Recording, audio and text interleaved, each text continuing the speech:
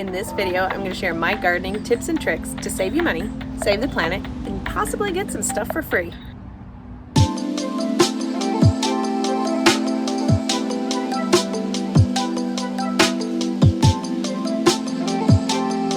One of the downsides of gardening is all the plastic that is used in the gardening process.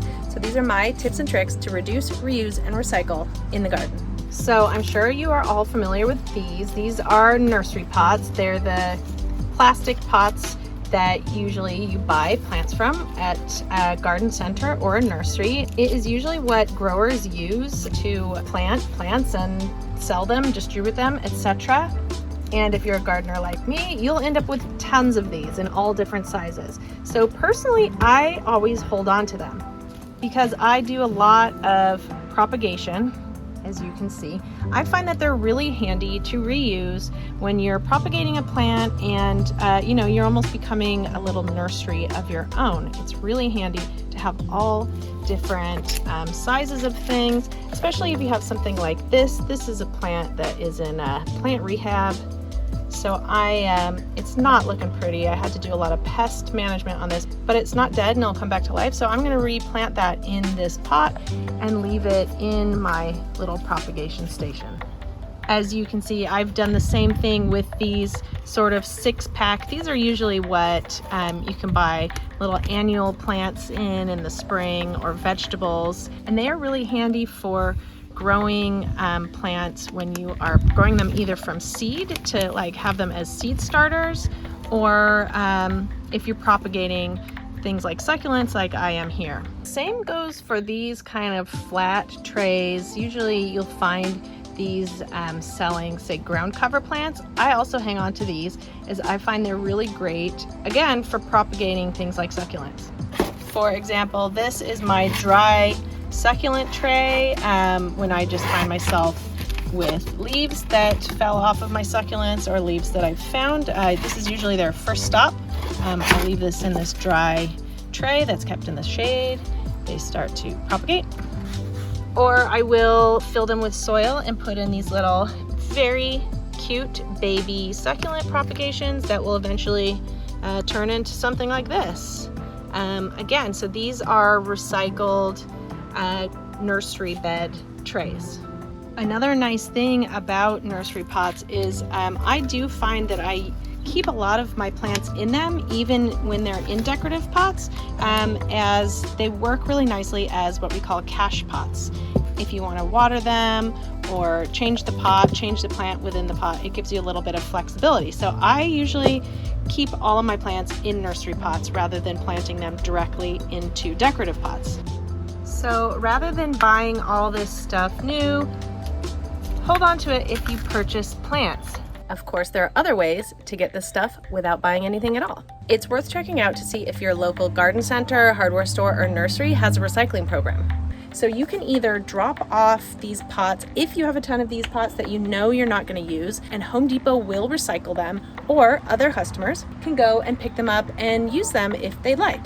Of course, you can also check out free cycling programs and trades on Nextdoor, Marketplace, Craigslist, that kind of thing. This is also a great idea to check out if you have too many of these and you want to get rid of them. While plastic recycling is becoming more and more limited, it is worth checking out if you do have a plastic recycling in your area. Our local recycling collection does also pick up plastic flower pots. That is one of the recycled materials that they do offer. So I also keep a lot of food containers, as you can see, as I find they're really handy for when you're just almost like storage. Like, it's not pretty, let's be honest, but these are the perfect size for scooping soil from a bag into a pot, or just if you're working away somewhere and you just want to like throw things into storage, it's handy for that. Is it kind of hoarderish behavior? Yeah, possibly. Be reasonable here. But at least, I feel like, at least for the time being, these are out of the landfill and being a little bit useful, rather than buying something like a scoop. And speaking of food containers, these are takeout containers. I have so many uses for these. One is I use these a lot of times. Oh, hello little spider. I like to use these if I'm watering plants. I use it as like kind of a drip tray. It's very handy. Same goes for these more food containers. Just so it just doesn't fly out, but it allows the plant to keep whatever extra moisture if it wants to bottom water a little bit. You can see I do a lot of that here. Takeout trays are also especially useful as propagation containers. You'll see this is my greenhouse. I use these. Here's a tray that's filled with sphagnum moss where I'm propagating some peperomias, string of hearts, string of turtles. I also use these takeout containers as mini greenhouses for other propagation trays. Here's some things that are being propagated in perlite. They are also really useful when growing avocado seeds. This is where I keep my avocado seeds. Damp paper towels. The lid keeps the moisture in. Let's see what these look like. Oh yeah, there you go. Very handy for that. And of course, like most plant parents, I keep a lot of jars. These are all from food, of course. Obviously, I'm not the first person to invent that, but they are very handy for water propagations, as you can see. Some of my favorites are spice jars and pesto jars.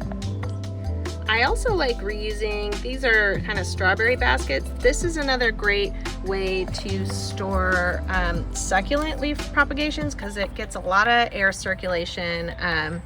The air really helps prevent pests like mealybugs from affecting your succulent propagation. Another trick I like to do as well is I love the size of these takeout trays, but obviously if you are planting things in here, there'll be no drainage, which isn't great for growing things, especially succulents. I have some small succulents that I don't need the full tray that size, but this is the perfect size. So I'm going to use this and I'm going to put in my own drainage holes. There's a variety of ways you could do that. Some people use a soldering iron. You just punch little holes. A hot glue gun tip would also work to just melt through the plastic here, but here is the trick I'm going to use. I have just a regular lighter here, and this is metal tweezers. But I'm just going to very simply heat up one of the ends of the metal tweezers. Get that really nice and hot, and that should, there we go, just make a nice little hole in there. So I'm gonna go ahead and make a few just like that. So I've made lots and lots of little holes in here, so there should be plenty of drainage. So now when I use my cup, I'm gonna grab my soil and place it in. I have also found that egg cartons, like such as this one, are really great for using for either seed starters or little propagations. Plastic ones like this are good in the sense that they're see-through, and they can act as like little greenhouse for plants, and you can use the same heating method to create ventilation.